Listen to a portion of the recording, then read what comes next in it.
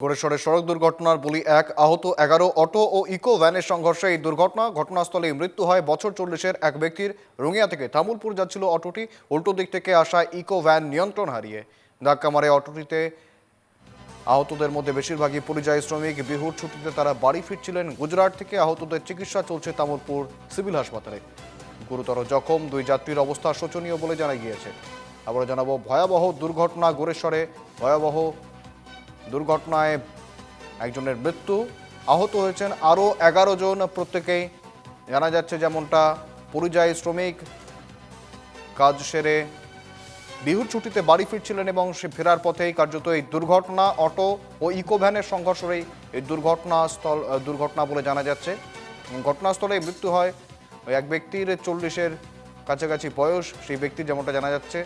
রঙিয়া থেকে তামুলপুরের দিকে যাচ্ছিল অটোটি। উল্টো দিক থেকে আসা ইকো ভ্যান নিয়ন্ত্রণ হারিয়ে ধাক্কা মারে অটোতে।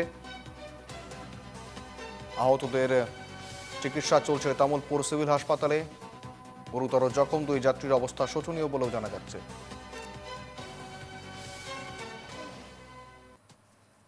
5:40 মানত এখন টেম্পু ৰঙিয়াৰ পৰা আহে আৰু এখন ভেন গাড়ী এই ভূটান লাইনৰ পৰা আহে। আহি কিনে এই যিটো গড়েশ্বৰ অলপ আগত তাতে তাৰমানে মুখামুখি হয়।